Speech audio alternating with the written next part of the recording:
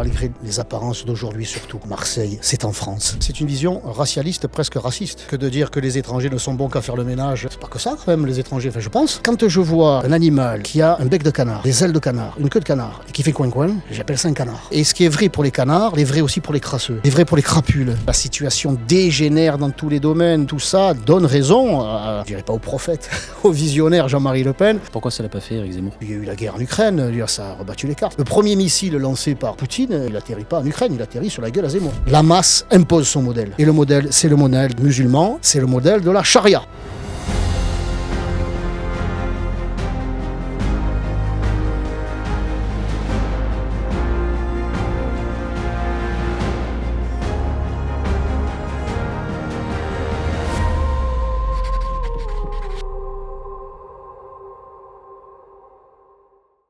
Salut à tous et bienvenue dans Ils font Marseille. Aujourd'hui dans cette émission, je reçois quelqu'un dont le parcours politique a marqué la ville depuis 10 ans. Sénateur des Bouches-du-Rhône depuis 2014, ancien maire du 7e secteur, conseiller municipal depuis plus d'une décennie, Stéphane Ravier est l'une des figures les plus emblématiques et parfois les plus clivantes de la scène politique marseillaise.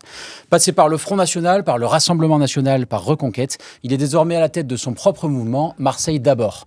Il a traversé presque toutes les droites radicales de ces 30 dernières années. Il revendique ses positions, assume ses combats et continue d'être un des acteurs influents du débat local. On va revenir avec lui sur son parcours, sur sa vision de Marseille, sur la sécurité ici à Marseille, le narcotrafic bien sûr, et les élections municipales qui arrivent. On parlera de ses grandes thèses, de ses grands choix politiques qu'il défend depuis longtemps. L'objectif aujourd'hui, c'est d'aller au fond des choses et d'entendre ses arguments, de les questionner, de les comprendre, de manière à ce qu'on voit comment est-ce que lui, il vise à changer Marseille, à changer la France. Stéphane, ravi de vous recevoir. Ravi d'être là, je viens d'entendre me présenter un CV. C'est pas mal, hein? Je signe. Ah non, vous avez flatté mon ego là. Je peux quitter l'émission là, c'est bon, tout est dit.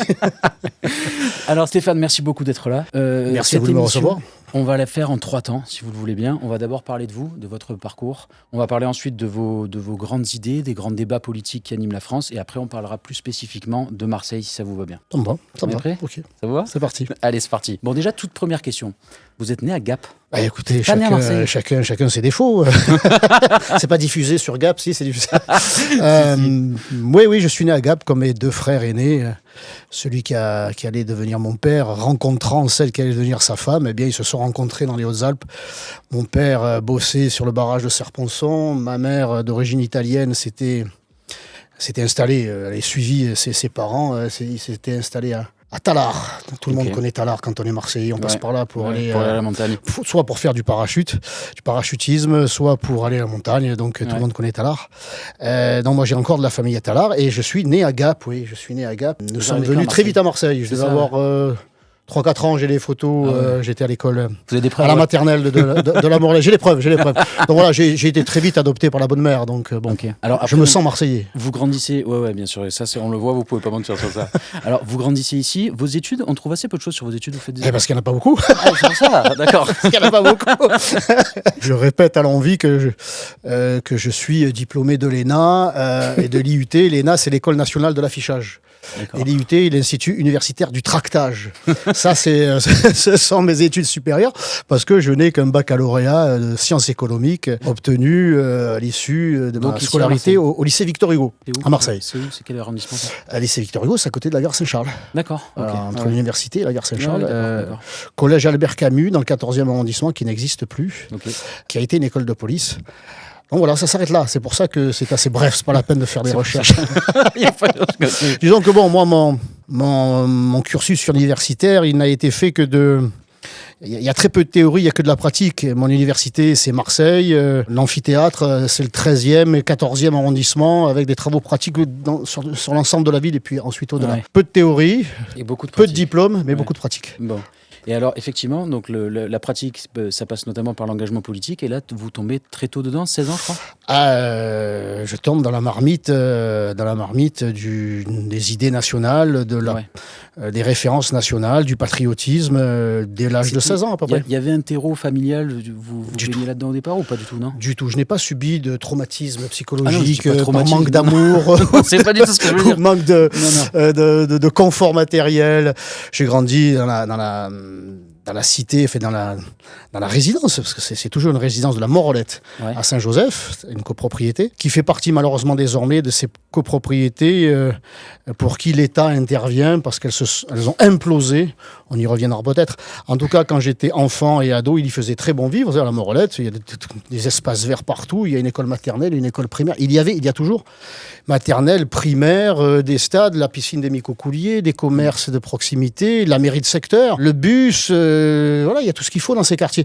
Et puis, on y reviendra assurément, il y a quelque chose en trop qui est venu s'y greffer.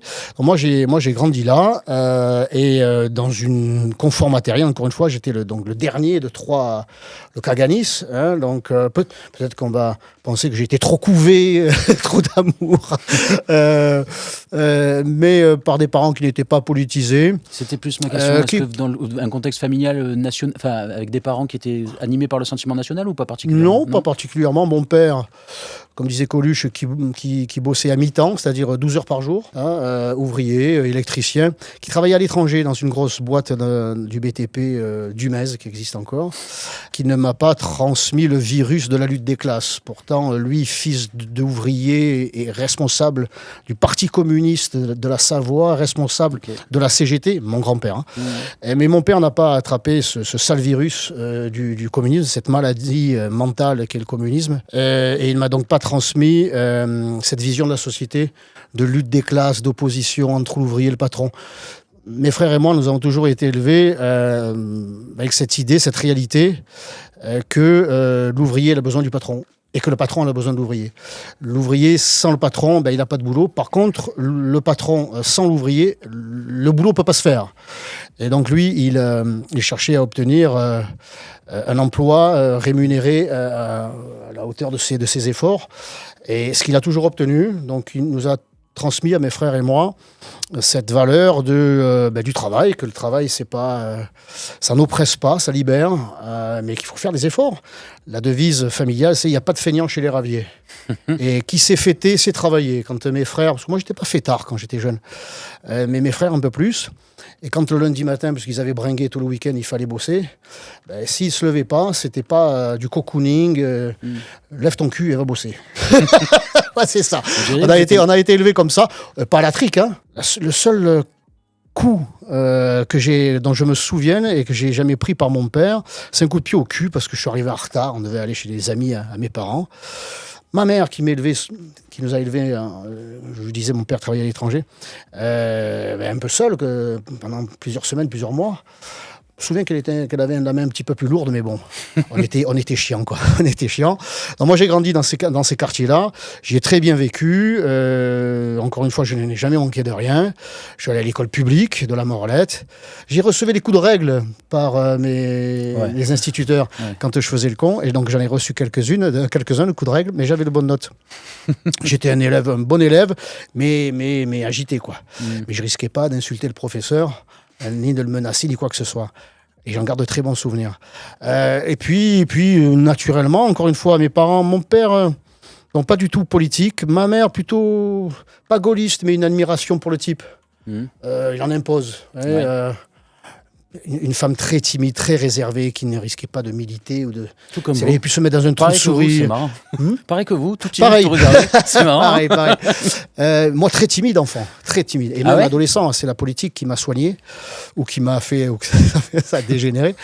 Mais quand vous devez aller sur les marchés pour distribuer la prose, vous ne pouvez pas regarder ailleurs, vous ne pouvez pas vous cacher derrière le candidat. Il faut être actif, il faut être proactif.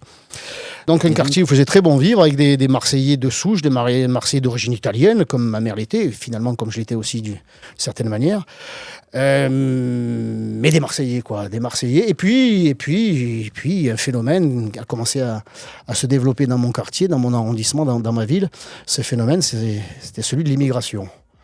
Donc c'est ça l'acte fondateur, l'acte fondateur. En tout cas, ce qui fait que vous vous engagez en politique, c'est ça. Ce qui fait que la politique m'intéresse. Déjà, j'aime l'histoire de France. Je m'intéresse à l'histoire, mais j'aime mon histoire. J'aime l'histoire de mon pays.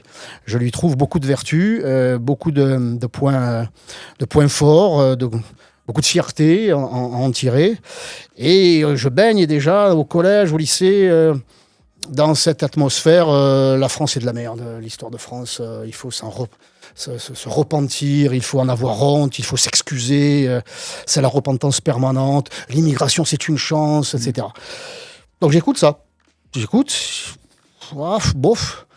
Et puis, j'entends une voix. Oh, Jésus. Jésus, c'est pas Jésus. Ça commence par J aussi. J'espère ne pas blasphémer.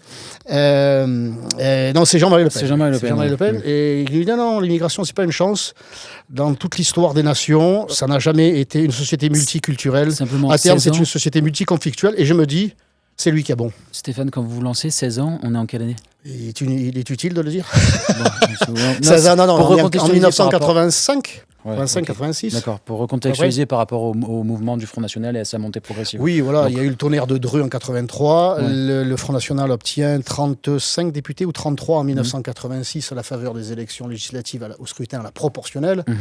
La gauche avait remis la proportionnelle, la droite prendra comme première mesure avec la plateforme RPR-UDF de supprimer, de remplacer ce scrutin par le mode majoritaire à 2 tours. Donc 33 députés, les élections européennes avant, où ils font déjà un bon score. Voilà, c'est vraiment le Front National débarque comme un bulldozer sur la scène politique française qui était assez figée. Hein. Non seulement c'est un bulldozer, mais ici installe. Voilà, et c'est ça la force, le résultat.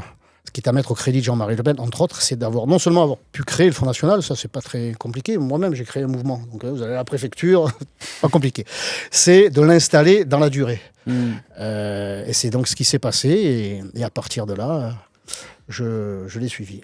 Donc vous rentrez au Front National, et première élection, 25 ans conseiller du 3e secteur de Marseille. C'est ça, après avoir milité au Front National de la jeunesse, ma première rencontre décisive, à part celle de Jean-Marie Le Pen en 1987, lorsque je le vois passer devant moi au Parc Chanot, son premier meeting, c'est le meeting, la tournée des plages avant l'élection présidentielle de 88. Il passe devant moi, alors je dirais pas « Oh Jésus », mais bon, ça marque quoi, le gamin que je suis. Et puis après, je m'engage et Ronald Perdomo, deuxième rencontre à Marseille, qui est le leader du Front National, avocat, qui a été député, et qui accepte, le jeune militant que je suis, d'intégrer la liste des 4e et 5e arrondissements, le 3e secteur. Dès le départ, il y avait la volonté de s'engager. Donc vous disiez, on est une famille foncièrement marseillaise. Il y avait une volonté de s'engager. Quand on s'engage en politique, c'est qu'on veut faire bouger les lignes. Mais on veut faire bouger les lignes au niveau national. Parce que typiquement, si on parle de l'immigration, c'est un débat au niveau national. Ou alors c'était vraiment local, c'était Marseille dès le début. Non, moi, dès le début, c'est Le Pen. Voilà, moi, c'est pas que je vise c'est pour lui que je me bats. C'est pour lui, c'est pour les idées, c'est pour une ligne, c'est pour que l'histoire de France, que le grand livre de l'histoire de France ne subisse pas le mot fin, que l'histoire d'une France française libre, indépendante, forte, souveraine, puisse continuer à écrire de belles pages. Et je trouve en cet homme le seul capable, la force, la conviction, le courage, le talent, l'intelligence, de pouvoir le faire, de pouvoir porter la plume pour écrire ces belles pages. Donc c'est pour lui que je m'engage, parce que je me dis aussi que l'espoir et le changement viendra par le haut. Et au fil du temps, on se rend compte aussi qu'on peut faire pas mal de choses. Non pas par le bas, mais sur le terrain, au niveau municipal, par exemple. Ouais. Mais donc, vous avez pris l'aspiration, si je puis me permettre l'expression, l'aspiration Le Pen, mais au départ, vous ne saviez pas si ça vous menait à des ambitions nationales, régionales, locales, vous savez. Moi, j'ai aucune ambition. J'ai aucune ambition. Voilà. Moi, je suis militant. C'est ce qui fait que, et je le suis toujours. Alors, sénateur, j'ai été maire de secteur, mais j'ai pas de plan de carrière. J'ai jamais eu de plan de carrière. Je me suis pas dit, je vais faire de la politique pour obtenir un poste. Pardon, je parlais pas de poursuivre des postes. Je parlais plus. On peut vouloir faire bouger les lignes en se disant c'est Marseille, moi mon combat c'est Marseille, ou alors mon combat c'est la France. Là vous dites en même temps que vous aimez Marseille et en même temps que vous aimez la France, donc ma question est sans provoque du tout, mais juste pour savoir, qu'est-ce qui vous animait? Est-ce que vous vouliez changer les choses en France ou à Marseille? Malgré les apparences d'aujourd'hui surtout. Oui. Marseille, c'est en France. Ah non, bien sûr, Marseille est française. C'est vrai que c'est à s'y méprendre. On pourrait penser autre chose. Mais en s'engageant à Marseille, je sers ma ville, je sers la France. Et en s'en va la France, je sers Marseille. D'accord. Ça ruisselle, comme disait l'autre. Et je m'inscris, moi je colle des affiches, je distribue les tracts, je suis au service du mouvement. Et encore une fois, j'ai pas de plan de carrière. Et je suis un militant politique. Moi, j'ai jamais fait l'école des cadres. J'ai jamais tenu à savoir comment il fallait dire les choses, à quel endroit il fallait mettre la virgule, quel mot il fallait dire plutôt que celui-là pour ne pas choquer, je dis les choses. J'ai toujours dit les choses telles que je les voyais, telles que je les vois encore. Ça passe ou ça casse. Si ça casse, c'est pas grave, ça passe quand même auprès de plus en plus de monde, quoi. Au moins, on sait ce que je pense. C'est ce que me disent non seulement mes adversaires, mais les gens que je rencontre dans la rue, qui sont pas nécessairement d'accord avec moi, et qui ne sont pas d'accord avec moi. Et pour beaucoup de ces Marseillais d'origine étrangère, ou qui sont peut-être encore étrangers, d'origine maghrébine, et qui me disent, Monsieur Ravier, je partage pas vos idées, mais avec vous, au moins, c'est comme ça. Je pense que c'est une qualité qu'ils apprécient. Alors, j'ai toujours été comme ça, et je crois que c'est Le Pen, c'est la formation Le Pen. Il faut dire les choses. Ouais. Dans la présentation de ma personne, vous disiez que j'étais une personnalité qui pouvait être clivante. Ouais. C'est curieux parce qu'il y a quand même eu un sondage il y a deux ans à peu près qui me présentait comme la personnalité marseillaise l'une des moins clivantes. Ah ouais. Je suis clivant par rapport, peut-être pour Benoît Payan, pour Martine Vassal. Clivant, c'est pas un reproche, hein. Clivant, non, mais au contraire, c'est plutôt bien. C'est-à-dire, moi, quand je vois un animal qui a un bec de canard, des ailes de canard, une queue de canard, et qui fait coin-coin, j'appelle ça un canard. Et je tourne pas autour du pot, la bec. Voilà. Et ce qui est vrai pour les canards, les vrais aussi pour les crasseux, les vrais pour les crapules, les vrais pour les. Je vais pas employer de mots trop forts, mais quand je vois une crasseuse, c'est un crasseux. Je dis pas que c'est quelqu'un qui est dans un désarroi social, blablabla. Ça c'est clivant. Et ça, c'est clivant voilà. Pour l'observateur. C'est clivant pour celui qui est pour le vivre ensemble, mais qui n'est pas pour le vivre avec. Vous savez, qui est dans la théorie, mais qui n'est jamais dans la pratique, qui n'est pas dans la réalité. Non, moi, je dis des réalités. En tout cas, c'est comme ça que je le vois. Il y a plein de gens, mais plein, qui sont d'accord avec moi. Ah oui, qui sont d'accord sur le fait que 1 + 1, ça fait 2. Plein, mais il y en a aussi qu'un animal qui fait coin-coin avec des ailes de canard, c'est sûrement un canard. Ça, pas de doute. Mais donc, clivant, je maintiens, c'est pas particulièrement un problème. C'est qu'il y a des gens qui sont d'accord. Comme c'est très clair, effectivement, on est d'accord ou on n'est pas d'accord. Et c'est le principe. C'est ça. Voilà. Mais donc, effectivement, pour le coup, avec vous, c'est très clair. Il n'y a pas de doute. Il n'y a pas de doute de ce point de vue-là. Donc, après l'engagement au Front National, et vous faites 31 ans, je crois, au Front National, puis au Rassemblement National, que vous quittez en 2022. C'est vrai que... Ouais, qu'est-ce qui se passe ? Tous les 30 ans, je fais plein de choses. Moi, je change plein de choses dans ma vie. Oui, qu'est-ce qui se passe ? Écoutez, alors... c'est l'histoire ancienne. Au Rassemblement National, il se passe des choses.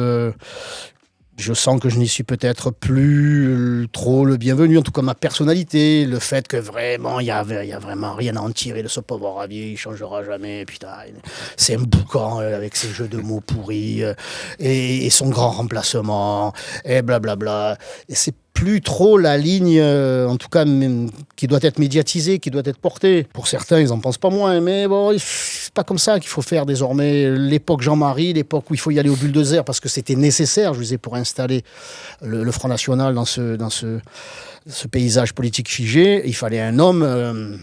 Alors comme ça, aujourd'hui, les Français, même l'électorat peut-être du camp national, souhaitent quelque chose de plus rond, qu'on gomme un peu les angles. C'est plus la peine d'être aussi... Mais moi, je n'arrive pas à changer. Je suis comme je suis. Et en plus, je veux dire, la situation dégénère dans tous les domaines, de l'insécurité qui vire à la barbarie. C'est pas seulement l'immigration, c'est l'immigration de remplacement. Faut être aveugle pour pas le voir. C'est le stup qui... c'est où on en est aujourd'hui, pas seulement à Marseille. C'est l'abandon des valeurs et en particulier de la famille traditionnelle. Tout ça a dégénéré et tout ça donne raison, je dirais pas au prophète, au visionnaire Jean-Marie Le Pen. Et c'est aussi grâce à son franc-parler que les choses ont été entendues. Et puis par caractère, j'ai pas envie de mettre... moi, le vin, je le bois pur, quoi. Sinon, si pour y mettre de la flotte, c'est pas la peine.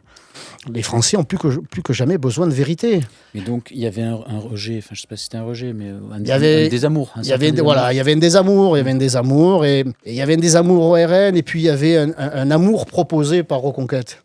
C'est ce que j'allais dire, tout ce que vous disiez tout à l'heure, l'amour de la France, l'amour de l'histoire de France. Zemmour, il aurait pu dire exactement ça. Enfin, je ne dis pas que Marie Le Pen, Jordan Bardella n'aime pas la France, bien sûr que non, n'aime pas son histoire, bien entendu. Dans le discours politique de Éric Zemmour, c'est beaucoup plus présent. L'histoire de France, Et c'est punchy. Oui. C'est direct, ça. Donc voilà, d'un côté, on vous dit, on fait comprendre que commences un petit peu à nous emmerder, quoi, avec ton caractère. Et puis un autre qui me dit, toi... bon, et voilà, dans ces moments-là. Et puis il y a l'air d'avoir aussi un basculement de la part des Français qui, contrairement à ce que je viens de dire, ont l'air de vouloir traverser le pont d'Arcole. Le drapeau tricolore brandi, et puis voilà, on est pris dans cet enthousiasme. Et encore une fois, on est attendu, on est sollicité, on est bienveillant à mon égard. Voilà, donc je rejoins Reconquête. Pourquoi ça l'a pas fait, avec le recul? Pourquoi ça l'a pas fait, Éric Zemmour? Sur le plan électoral? Ouais.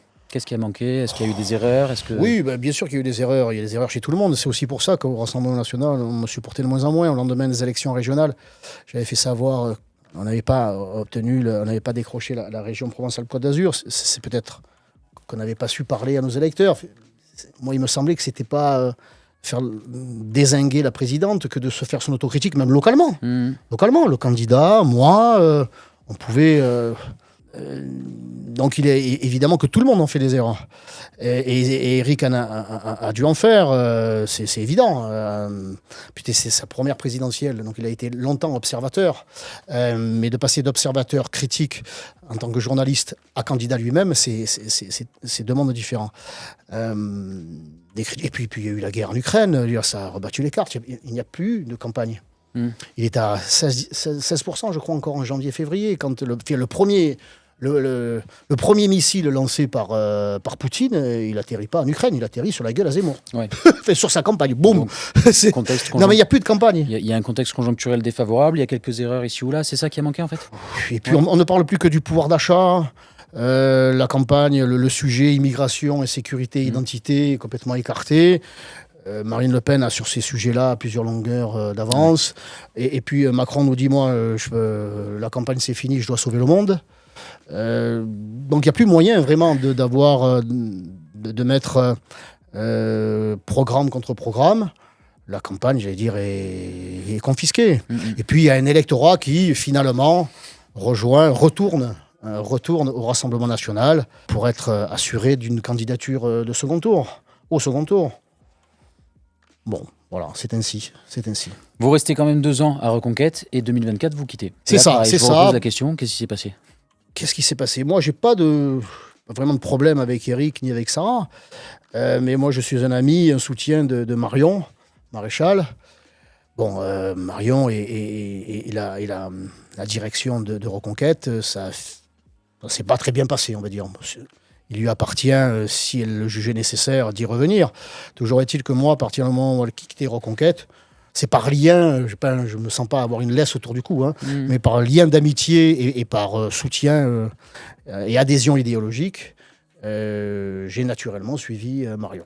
Alors, pas tout à fait, puisque je n'ai pas adhéré à son mouvement, mais je soutiens.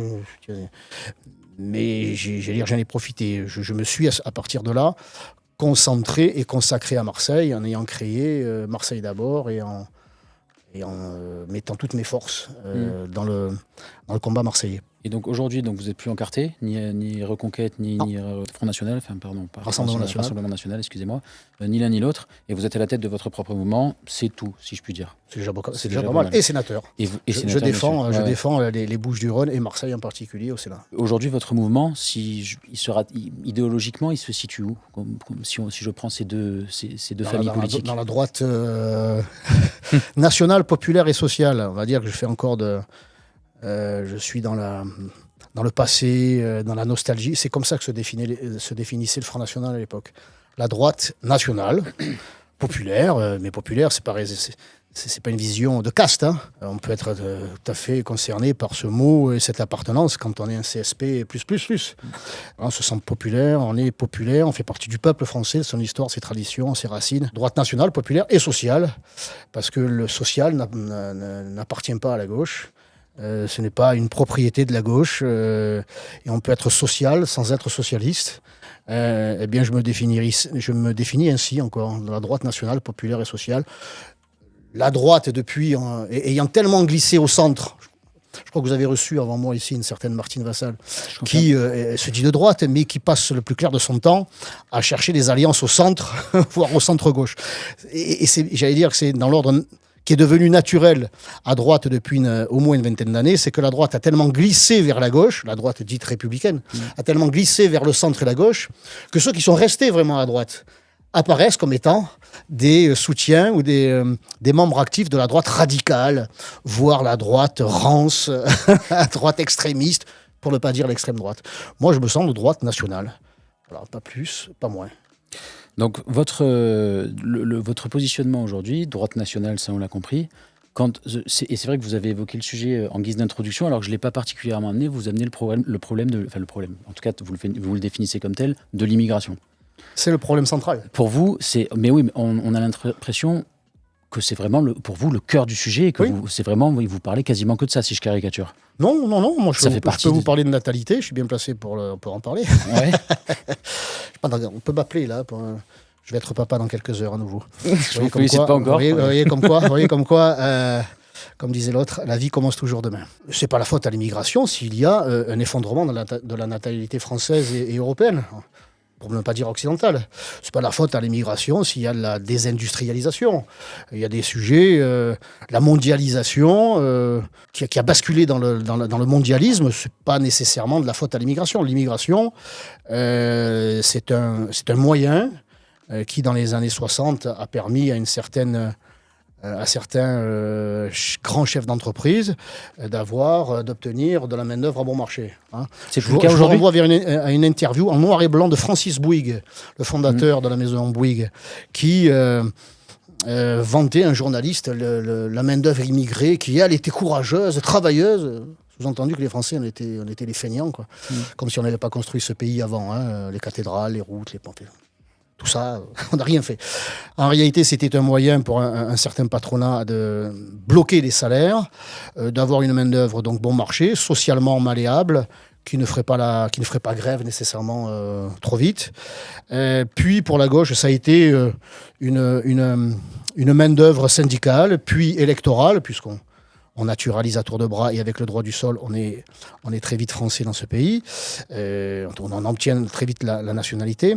Donc ça a été un moyen en réalité pour des groupes, des partis, des syndicats, qui ensuite s'est transformé en une immigration massive d'assistanat, puisqu'aujourd'hui, seuls 6% des étrangers qui entrent dans notre pays le font et obtiennent un travail. C'est plus le cas aujourd'hui, ce que vous évoquiez juste avant, c'est-à-dire un certain nombre de patrons qui bénéficient d'une main-d'œuvre bon marché. Aujourd'hui, qu'est-ce que vous répondez à ceux qui pourraient vous dire aujourd'hui, les immigrés prennent des postes qu'aucun Français n'accepterait et la réalité du travail, c'est celle-là, hommes ou femmes de ménage, hommes d'entretien, ce genre de choses. Qu'est-ce que vous répondez ? Ça, c'est une vision racialiste, presque raciste, que de dire que les étrangers ne sont bons qu'à faire le ménage. Et... Pas du tout, non, c'est pas ce que j'ai dit. C'est ce que disent les politiques de gauche, c'est Dupond-Moretti qui avait dit, mais qu'est-ce que vous feriez sans l'immigration, hein ? Qui s'occuperait de faire les trous dans la route et de faire la plonge et de faire les ménages.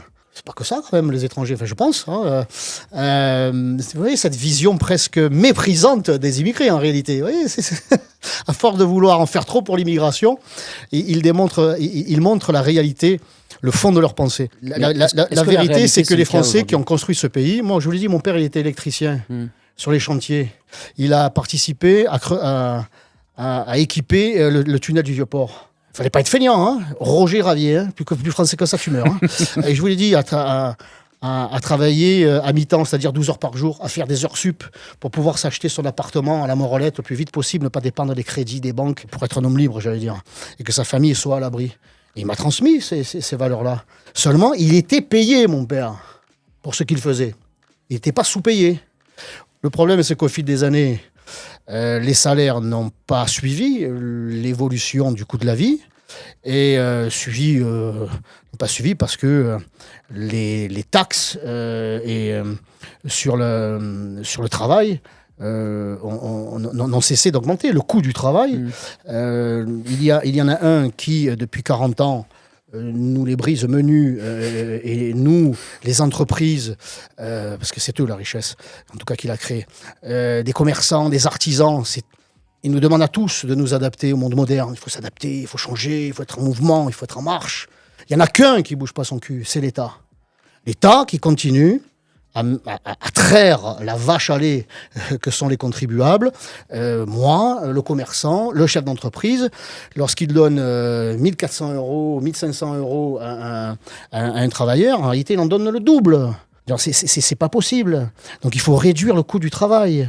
Et plutôt que de dire, sans les immigrés, réduisez le coût du travail, augmenter les salaires, et il y aura des Français de souche qui iront faire la plonge, qui iront faire du... Mais il y en a encore quand même.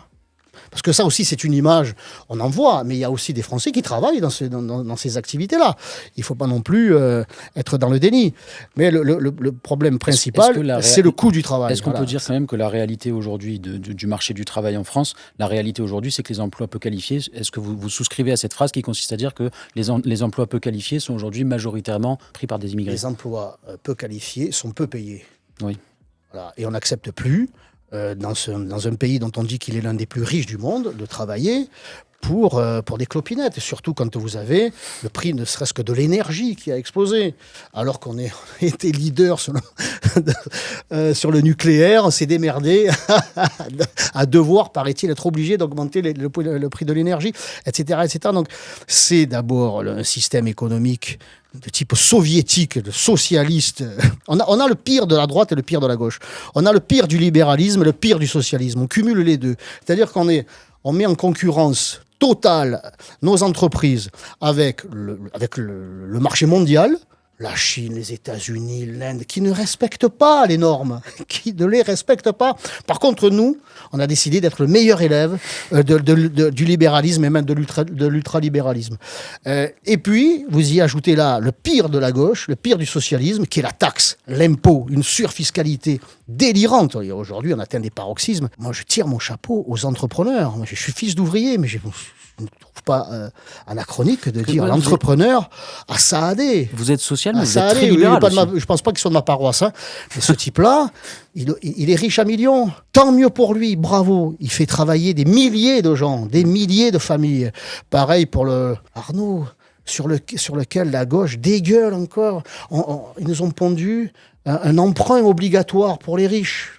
Non, mais on a qu'à s'appeler l'Union des républiques socialistes de France, quoi. C'est l'URSF. Ce type-là, il fait travailler et il donne des salaires. Tout ce que j'attends de M. Arnaud et de M. Saadé, c'est qu'il verse des salaires décents, du balayeur jusqu'à son collaborateur.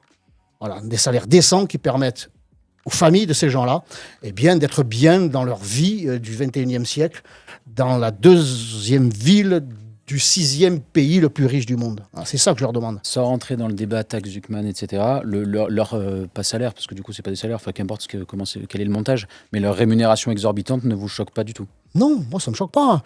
Si, encore une fois, l'ensemble de leurs collaborateurs, et j'ai le collaborateur du balayeur jusqu'au vice-président de la CMA-CGM, on perçoivent des salaires selon leur qualification, bien sûr.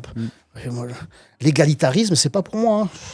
Moi, j'ai bossé dans une entreprise qui a été privatisée privatisée de l'intérieur parce qu'il n'embauche plus de fonctionnaires, de télécommunications, pour ne pas la citer. Je faisais mon taf.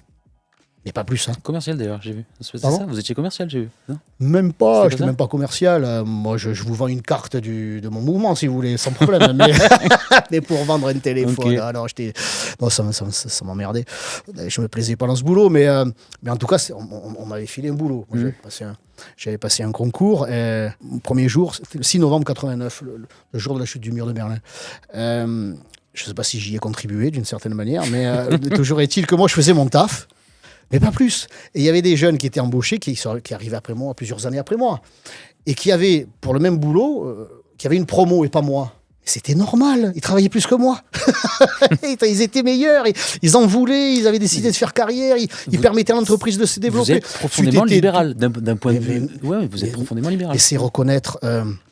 la responsabilité individuelle, la valeur du travail, la méritocratie. L'égalitarisme, c'est permettre aux médiocres d'obtenir la même chose que celui qui est meilleur.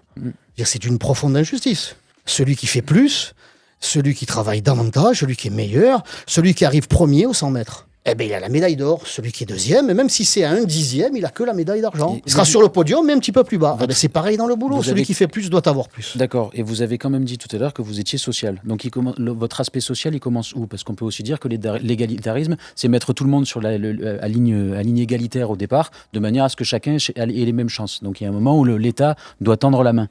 Ça commence où chez vous, ce côté social? C'est ce que je disais à un jeune de la cité des Iris. Si vous y allez, si vous réussissez à y pénétrer, c'est à côté des Flamands. J'avais un jeune qui m'avait permis d'y entrer là. Et je discutais avec les jeunes, il avait le bracelet à la cheville. Ça m'avait permis d'assister à une livraison de cargaison de shit en plein jour. C'était la guinguette. Et je disais à des jeunes d'origine maghrébine qui se lamentaient, je suis arabe, alors j'ai pas de boulot, c'est parce que je suis arabe. La pleurniche. Et il n'y a pas d'égalité, ils n'ont pas accès, et que ce soit pour eux ou pour des Français de souche. Et ce que je leur ai répondu, moi, mon boulot, déjà, si je suis maire, je ne l'ai pas eu comme ça. Je ne suis pas né avec un poste de maire. J'ai travaillé, on m'a fait confiance, etc. Moi, mon boulot, c'est de faire en sorte, c'est là que l'égalité commence, qu'il y ait, que tes rues, là, la rue de ton quartier, ça soit propre. Qu'il y ait, que tu aies un logement décent, puisqu'il était social. J'ai déjà, tu vois, tu as un logement social, il y en a qui n'ont pas. Que tu aies une école et qu'on ne la flambe pas, l'école. Qu'il n'y ait pas de plan stup dans l'école. Parce que ça serait une inégalité d'accès au savoir qui permet ensuite de tracer sa route, d'obtenir des diplômes ou de ne pas en obtenir. C'est sûr que quand il y a le plan stup à l'entrée de l'école, ça va être compliqué d'apprendre le théorème de Thalès ou les œuvres de Molière ou ce que vous voulez. Bon, donc l'égalité, elle commence là. C'est de faire en sorte que tout le monde ait accès à une formation. Mais à un moment donné, et c'est ce que je lui dis à ces jeunes, j'ai dit, mais à un moment donné, il faut que tu te sortes les doigts. Hein. À un moment donné, il faut que tu te prennes en charge. À moins que tu veuilles qu'on te prenne, toi, en charge du berceau jusqu'au tombeau.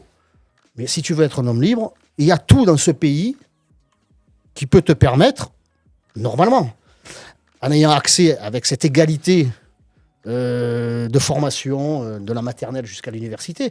On peut avoir des bourses, on peut avoir des petits boulots pour payer son... Mais à un moment donné, ça dépend de toi. Il faut que tu aies le courage d'aller au charbon.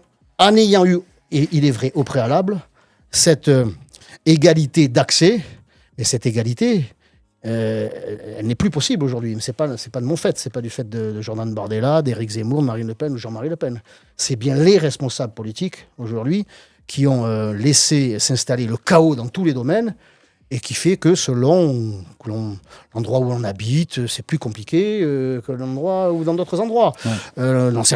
Mais je dis ça, mais je ne voudrais pas tenir un discours de gauche parce que les endroits les plus compliqués, en réalité, ce sont les endroits peut-être où l'immigration est la moins forte. C'est dans le monde de la ruralité, où là, vous avez des Français de souche qui, il n'y a pas d'école, il n'y a pas de cinéma, il n'y a pas de théâtre, il n'y a pas de service public, ils pleurnichent pas, ils n'incendient pas le gymnase qui peut être encore là, il est là depuis 40 ans, oui, ils ne l'incendient pas. Ils se retroussent les manches, et, parce qu'ils ont reçu de la part de leurs parents, comme je l'ai reçu moi, cette éducation qui veut que ce pays est le plus généreux du monde et le plus social du monde. Le problème, c'est qu'on l'a entendu aux quatre coins de la planète. Il te permet d'avoir accès à plein de choses qui ensuite te permettront, en homme libre, de construire une vie qui t'appartiendra. Mais à un moment donné, ça nécessite un engagement personnel. Vous avez dit, si je veux être sûr qu'on parle de la même chose, vous avez dit à un moment donné que c'était trop tard à cause des responsables politiques précédents. L'égalité des chances au départ, elle n'est pas assurée pour ces jeunes, précisément parce qu'il y a eu des choix politiques qui ont été faits par le passé. C'est ça que vous avez dit ou pas? Deux choses. Ça peut paraître paradoxal, parce que l'on nous dit ces quartiers, ils ont été abandonnés. Et les Iris, par exemple, la réalité, c'est qu'il y a deux choses qui s'y sont installées. Contrairement dans le monde rural, où c'est tout aussi, voire plus difficile, sur le plan matériel, l'école, l'université, les transports, aller trouver une école à proximité, une université à proximité, dans le Cantal, dans la Creuse, dans la Lozère. Alors qu'à Marseille, il y a tout en réalité. Dans ces cités, ceux qui s'y installaient en trop, c'est une immigration massive, inintégrable par sa masse. Inintégrable parce qu'à partir du moment où vous avez une population qui s'installe sur un territoire et qui y retrouve des individus qui parlent leur langue et qui ont leurs coutumes, leur culture, qui retrouvent leur peuple, si vous voulez, si je puis dire, qui retrouvent un quotidien qui ressemble à celui qu'ils ont quitté. Ils n'ont, je dirais, naturellement plus aucune raison, plus aucun ressort d'intégration. D'autant que les responsables politiques depuis 30 ans ne parlent plus d'intégration, mais de vivre ensemble. La différence serait une richesse, alors qu'on voit bien que c'est un handicap, et un handicap qui vire à la confrontation, ou en tout cas, dans un premier temps, à la séparation. Ouais. Hein, comme disait l'ancien ministre de l'Intérieur, ministre de Lyon, monsieur Collomb, lorsqu'il quitte son ministère, aujourd'hui nous sommes côte à côte, demain nous serons face à face. Le problème, c'est qu'il le dit en quittant son ministère. Il ne le dit pas en arrivant. Osiris, quand vous habitez Osiris, au Flamand, eh bien, vous avez des transports, là. Vous avez des commerces. Vous habitez à la Busserine. Oui. À la Busserine, il y a l'école maternelle, l'école primaire, le collège, la piscine, le stade de foot flambant neuf en synthétique, le gymnase, l'espace culturel Busserine, que j'ai soutenu à bout de bras quand j'étais maire. Vous avez le centre commercial du Merlan, avec le commissariat, avec une mairie annexe. Vous avez tout à la Busserine. Et Busserine, Flamand, le Mail, c'est la zone. Et c'est un quartier où c'est le chaos. Mais qu'est-ce qui a entraîné le chaos, si ce n'est d'une immigration incontrôlée et le trafic de stupes qui est venu, j'allais dire, c'est la cerise, cerise sur le gâteau. Donc on dit, d'accord, c'est une immigration massive qui a entraîné cette situation et aujourd'hui on est dans une situation qui est un peu complexe à gérer. Ça, ok. On a reçu la semaine dernière, super émission, Mohamed Ben Medour, que vous connaissez peut-être, qui est éducateur dans les quartiers nord, et on a évoqué précisément ce sujet. Et il nous disait, on a parlé aussi d'égalité des chances et des chances qui étaient offertes à ces jeunes-là dans les cités quand ils grandissent dans ces cités. Il nous disait, mais les mecs, ces gamins, ils n'ont même pas l'idée de la réussite. En fait, ils sont tellement loin du projet qu'on peut leur donner toutes les ressources en termes de stade de foot, en termes d'école. La réussite est trop lointaine. On ne leur parle que de stade de foot, peut-être, mais en réalité... VS, à côté, ce qui se propose de travailler en tant que guetteur, etc., et de faire de l'argent. Je m'élève contre cette propagande, contre ce mythe qui voudrait que ces quartiers soient, sur le plan professionnel, abandonnés. Tous les moyens de la politique de la ville, et elle porte bien son nom, sont mis dans ces cités. Pas un radis dans le Cantal, dans la Creuse, où justement c'est socialement extrêmement difficile. Le pognon coule à flot, alors que c'est plus de 100 milliards. Depuis quelques années, 100 milliards. La Cour des comptes, pas Stéphane Ravier, la Cour des comptes, a dit, bon, arrêtez, hein. Ça sert à rien. Et pourtant, non seulement le fric coule pour des stades qui n'existent pas dans le Cantal, pour des gymnases qui n'existent pas dans la Creuse, pour des équipements de proximité, des mairies de proximité, des transports qui n'existent pas dans ces départements-là. Des priorités à l'emploi.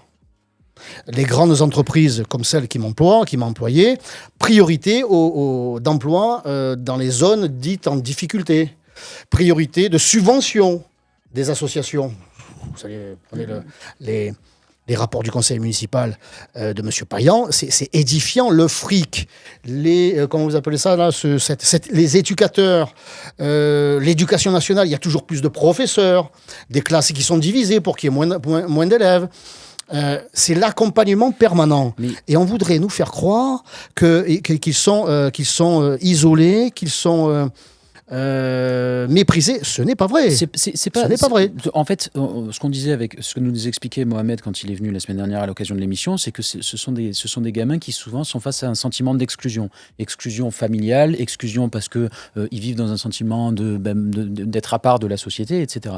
Et donc effectivement, on peut leur offrir toutes les ressources du monde. Vous dites il y a trop de fric dans ce truc-là. Ok, il y a peut-être trop de fric, mais on peut continuer à injecter du fric. Effectivement, ça ne changera rien. Mais sauf qu'ils sont là maintenant. Donc on fait quoi ? Qu'est-ce qu'on fait concrètement ? On ne leur parle que de leurs droits, des droits supplémentaires pour eux, donc par définition que nos compatriotes ne perçoivent pas.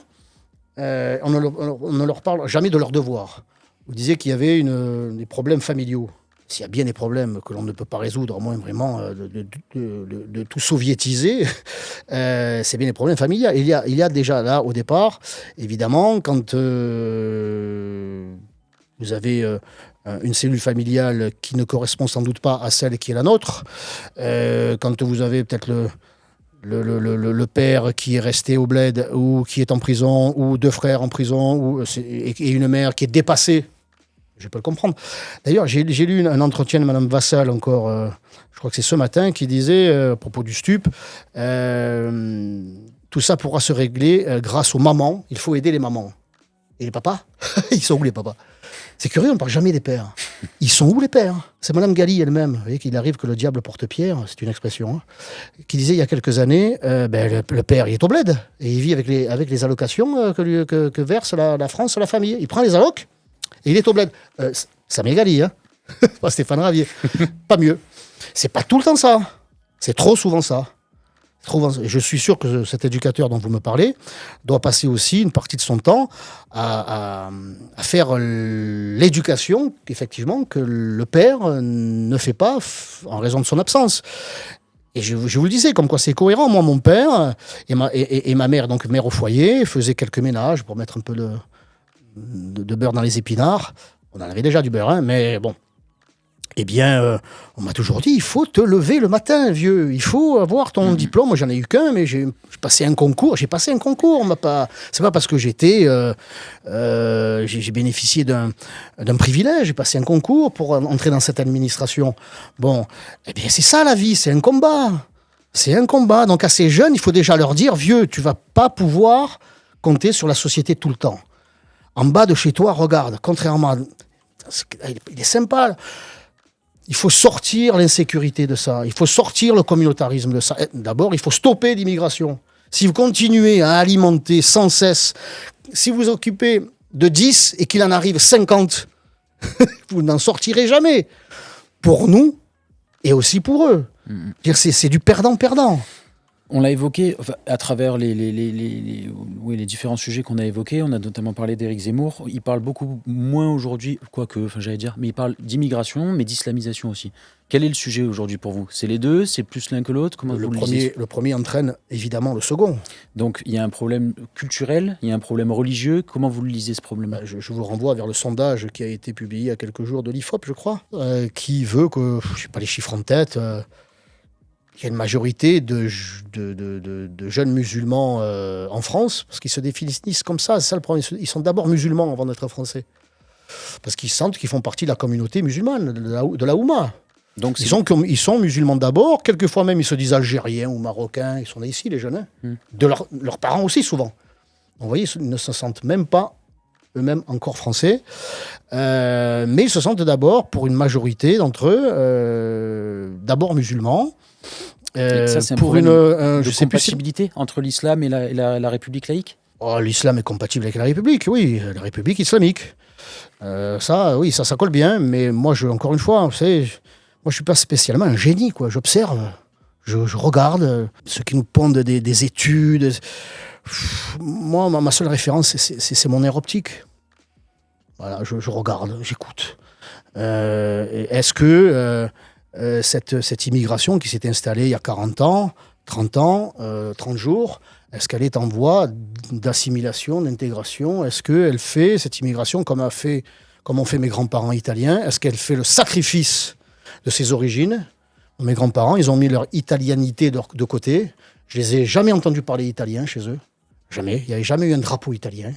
Mon grand-père a un petit faible pour la squadra azzurra de temps en temps. Bon. Mais c'était pas Stéphane, ne m'appelez pas Stefano, Stéphane, tu es le fils d'une Italienne, tes origines, c'est ça. Il avait conscience que la France avait fait un effort en l'accueillant et qu'il fallait donc rendre l'appareil, rendre la monnaie.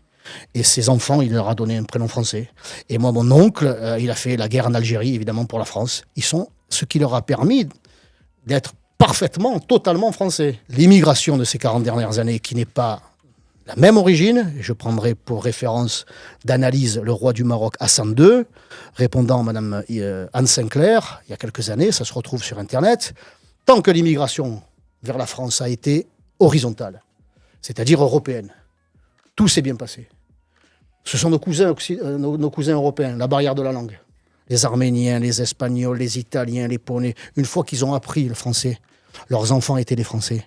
Et ils en ont adopté la culture, ils en ont adopté l'histoire et ils en sont devenus fiers. Lui-même rajouté, le roi du Maroc, lorsque l'immigration est devenue verticale, c'est-à-dire, pour schématiser, africaine, avec une histoire différente, avec des mœurs différentes, avec une culture différente et avec un culte différent, ce n'est plus possible. Et lui d'ajouter pouvez faire ce que vous voulez. Un Marocain, ça restera toujours un Marocain. Ne serait-ce que par la loi, d'ailleurs. Donc c'est ça la réalité. L'immigration de ces 40 dernières années n'a plus rien à voir avec celle des années 50 et 60. Et elle est, en raison, je dirais même naturellement, sans qu'il y ait un plan, elle est naturellement en voie de conquête par le nombre. Et encore une fois, ce n'est pas de la faute à l'immigration si la natalité française ou européenne s'effondre. La société consumériste, hédoniste, etc., matérialiste, fait que, alors que c'est tout à fait compatible, à mon avis, et l'immigration, en tout cas les familles qui s'installent chez nous, ont cette culture de familles nombreuses. Pour elles, c'est une richesse, et elles ont raison de le penser. Les enfants, c'est une richesse, pour soi d'abord, pour le pays ensuite, et donc, et en ayant gardé leurs mœurs, encore une fois, leur tradition, et avec un culte qui, lui, culte musulman, contrairement aux autres religions, notamment la nôtre, qui, elle, est chez elle en France, depuis 15 siècles, eh bien, la religion musulmane ne fait pas la distinction, ne fait pas la séparation entre le spirituel et le temporel. Elle ne fait pas la séparation entre le religieux et, je dirais, le politique. C'est, non seulement elle ne fait pas la séparation, mais c'est le religieux qui commande le politique. C'est un code civil, c'est un code pénal, c'est un code de bonne conduite dans tous les domaines. À partir du moment où il y a une masse, la masse impose son modèle. Et le modèle, c'est le modèle musulman. Et en plus, désormais, en grande partie pour ces jeunes, c'est le modèle de la charia. Il faut être aveugle pour ne pas le voir. C'est une réalité. Et il se passera en France ce qui s'est passé ailleurs, partout où l'islam est devenu majoritaire. Ça se passera mal. Et c'est déjà, d'ailleurs, en train de pas très bien se passer. Ça m'amène directement à une transition, je voulais aborder, parce que l'heure tourne, notre dernière partie, donc sur Marseille. Quand vous venez de Marseille, vous avez commencé en disant « j'adore Marseille, j'adore cette ville ». Est-ce qu'on est d'accord pour dire que par définition, Marseille, ville portuaire, Marseille est une ville multiculturelle avec différentes aspirations, différentes religions, différentes cultures? Est-ce que c'est parce qu'il se fait sa richesse aussi? Vous trouvez que Marseille est riche, vous? Culturellement parlant, par sa diversité, oui. Je sais pas. Non, je sais pas. Si, je sais. C'est aussi, ça fait partie du mythe. Moi, je vous l'ai dit, j'ai grandi dans les quartiers nord, là, à Morlaette, à Saint-Joseph. J'ai joué au foot à Saint-Louis, Général Sucrière, à Sainte-Marthe. J'allais prendre le métro à La Rose. J'ai pas l'impression que tous ces quartiers se sont enrichis. Et quand j'étais gamin, à 90%, ces quartiers étaient d'origine française, européenne, comme l'était la Canebière. À n'importe quel jour de la semaine ou n'importe quelle heure. On voyait qu'à cette époque-là, le brassage, comme on disait avant, le patin-couffin, ça dit de moins en moins patin-couffin, une culture en chasse une autre, un vocabulaire aussi en chasse un autre, un accent en chasse un autre. On retrouve le même accent des cités marseillaises jusqu'aux cités de Saint-Denis. Eh bien, ce mythe que Marseille est un port, donc il est le point de rencontre et de rendez-vous et d'installation de toutes les cultures, que ça se brasse, c'est le fait depuis 30 ans. Ça coexiste de moins en moins, ça se supporte de moins en moins, et plutôt qu'il y ait un enrichissement, il y a un remplacement. De par le nombre, c'est naturel, c'est naturel. Celui qui est majoritaire impose son modèle. C'est même pas belliqueux au départ. Au sein de certaines associations, de certaines mosquées, je crois que c'est le tiers des mosquées de Marseille ont été identifiés par les services de l'État comme étant radicales. Et on ose encore me dire que ça va bien se passer, que c'est une richesse. Mais c'est-à-dire que ceux qui nous ont imposé ce modèle ne reviendront pas sur leurs promesses et n'en arriveront jamais à dire que 2 plus 2, ça fait 4, parce que ce serait avouer qu'ils se sont trompés.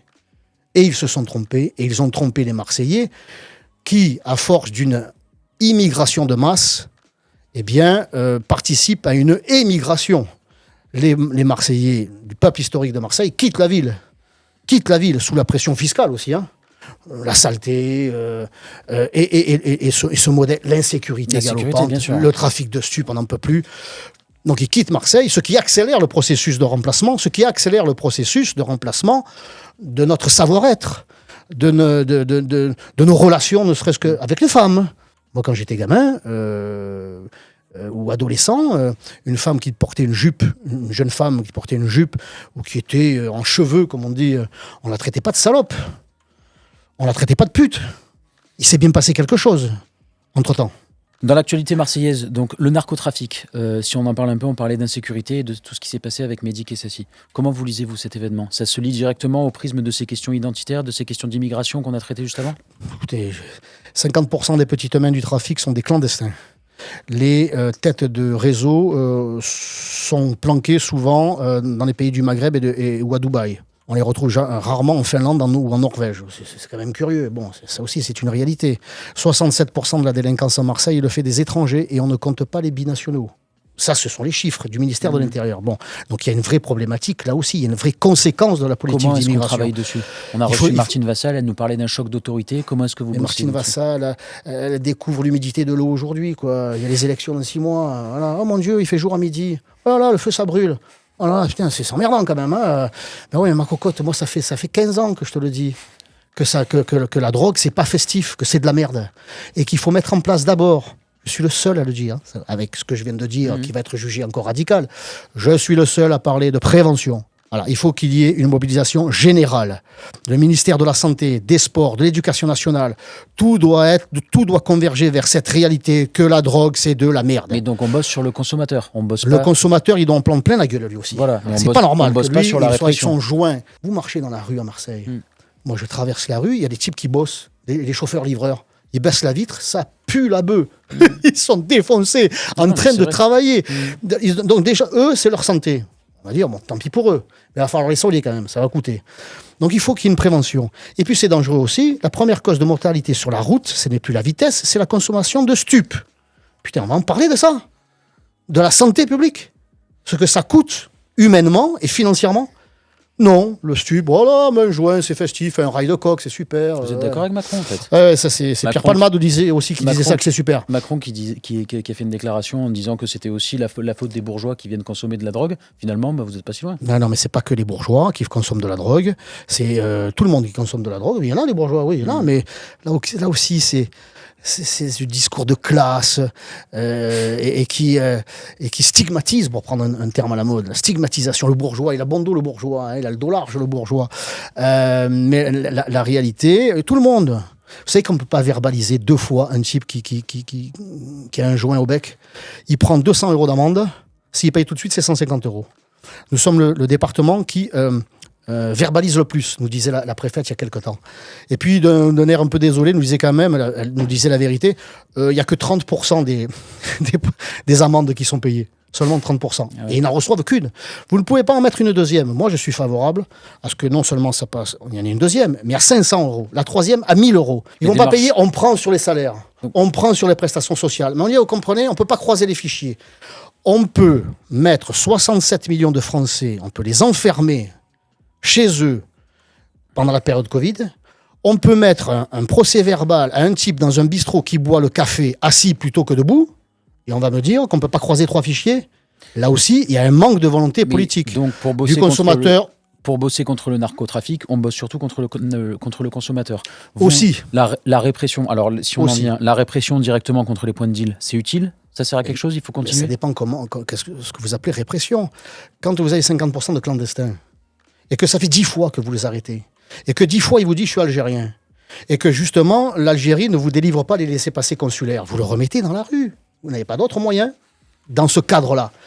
Il faut engager un bras de fer avec l'Algérie et les autres pays qui refusent. C'est pour ça que ça ne va pas se faire en 8 jours. Hein. Il faut dire à l'Algérie, vous ne reprenez pas vos clandos. Bon, alors, le regroupement familial, parce qu'on regroupe depuis 30 ans quand même, hein, ça commence à faire long quand même, le regroupement. Bon, c'est terminé. Les transferts d'argent, parce qu'il y en a qui bossent et qui envoient au pays, c'est terminé. Ou on réduit de 50%, puis on se revoit dans 6 mois, hein, on fait le point. On a des moyens d'engager des négociations viriles, mais je dirais légales. Mais nos responsables font dans leur froc, parce qu'ils ne veulent pas se mettre à dos l'Algérie, qui va avoir un discours encore plus haineux, difficile, hein, envers la France, qui va pouvoir peut-être agiter la rue algérienne en France. C'est le manque de courage qui manque le plus. Il manque de policiers, il manque de douaniers, il manque d'agents dans la justice, mais il manque surtout de courage, parce que les policiers savent faire. Ils savent faire. Moi, j'ai visité plusieurs cités du stup, les flics, M. Ravier. Le dealer, il est là. La nourrice, elle est là. Lui, on a arrêté 3 fois, on va pas tarder d'arrêter 4. Ils savent comment ça se passe, du début. Moi, je suis à la commission de la défense et des affaires étrangères au Sénat. Pas plus tard qu'hier, encore, on disait que la plaque tournante première du stup, de la coque, ce sont les Antilles. Ça part d'abord, gros stup du côté du plateau des Guyanes, et puis ça passe beaucoup maintenant par les Antilles françaises. Les moyens militaires, c'est pas en métropole qu'il faut encore les mettre, pas encore. C'est là qu'il faut les mettre. D'accord. Et ensuite, ici, vous donnez les ordres à la police. Vous arrêtez de les emmerder lorsqu'il y a soi-disant une bavure. En face, ils sont armés jusqu'aux dents. Ce sont des sommes colossales. Ils ne se laisseront pas faire. On nous dit aujourd'hui que c'est une guerre. Si une guerre doit être menée, il faut se donner les moyens de la gagner. Vous avez une vision claire donc sur ce qu'il faudrait faire et impitoyable. Malgré tout, vous serez finalement pas candidat aux élections municipales. Eh bien, j'ai trouvé un candidat, Franck Alizio, qui fera le taf. Ça a été dur de renoncer ? Un crève-cœur. C'est quoi ? C'est un sacrifice, vous avez dit un crève-cœur, un sacrifice, Oui, bien sûr, quand vous militez pendant 30 ans et que... surtout, alors que depuis, ce matin encore, tiens, dans un commerce, une dame, « Vous êtes bien, monsieur Ravier ?» Oui. C'est dommage que vous vous présentiez pas. Hein. C'est un beau compliment. Mais c'est des Stéphane Ravier, il y a plein de cimetières. Hein. Et un jour, il y aura Stéphane Ravier dans un cimetière. J'espère le plus tard possible. Les idées, c'est les idées qui comptent. Les solutions qui sont réclamées par la majorité des Français. Hein. C'est transpartisan, hein, les mesures énergiques, hein, parce que ce sont des mesures qui vont de soi. Eh bien, personne n'est au-dessus de Marseille. Même pas l'ego de Stéphane Ravier. Et donc, la division, ça fait rarement le résultat d'une addition. Est-ce que votre soutien à Franck Alizio annonce peut-être un ralliement au RN par la suite ? C'est pas le sujet, c'est pas d'actualité. Moi, je reste rallié aux Marseillais. Ouais. et donc, je soutiens Franck et ses colistiers. Et il y a un bel espoir. Il y a vraiment un espoir de victoire, pas seulement de faire un bon score. C'est d'autant plus dommage que c'était le bon timing. Ouais. C'est d'autant plus dommage que c'était le bon timing. Oui, j'avais pas envie d'endosser l'image de celui qui a empêché le camp national de gagner à Marseille. Parce qu'en plus, si vous gagnez à Marseille, quel signal envoyer à l'ensemble des Français qui ont tendance à ne plus y croire. Si on gagne Marseille, il est donc possible de gagner l'Élysée l'année d'après. Stéphane, dernière question. C'est une question habituelle que je pose systématiquement en fin d'entretien. Qui j'invite pour ma prochaine émission à votre place? Bon, du coup, j'ai peur que ce soit un peu convenu avec la discussion. Moi, parce que j'ai pas tout dit. C'est vrai, c'est pas les questions le problème. C'est les réponses qui sont toujours trop longues parce que je parle avec le cœur, ça sort des tripes, quoi. Moi, ça me fait chier. Et vous reviendrez. De voir cette ville qui est un joyau, qui est gâchée comme ça. Elle a le monde devant elle, plutôt que d'accueillir toute la misère. Elle pourrait y rayonner économiquement, culturellement. Moi, je suis un amoureux de Pagnol, mais je suis un taliban de l'œuvre de Marcel Pagnol. Voilà, cette culture-là, je voudrais que le monde entier, déjà que les Français, pas inviter Pagnol, inviter son petit-fils, dont l'œuvre... On y a pensé, Marcel aime ce Pagnol et a été sélectionné aux Oscars. Qui en parle? C'est incroyable, ça, quand il y a une réussite. C'est vrai. Vous pouvez peut-être inviter aussi, on en a peu parlé, mais Rodolphe Saadé, vous invitez... Ils font Marseille. Alors, il n'est pas Marseillais, moi non plus. Je ne suis pas de souche. Il fait Marseille. Mais le type, il fait Marseille quand même. Si vous réussissez à obtenir de lui son accord pour venir, mais il fait Marseille, donc ça serait intéressant de savoir un petit peu ce qu'il pense de la ville. Stéphane, un grand merci. C'est moi qui vous remercie. On vous fera revenir du coup. On pourra continuer notre Tant discussion. Tant pis pour vous. Merci à tous de nous avoir suivis et à très bientôt pour une nouvelle émission de Il faut Marseille.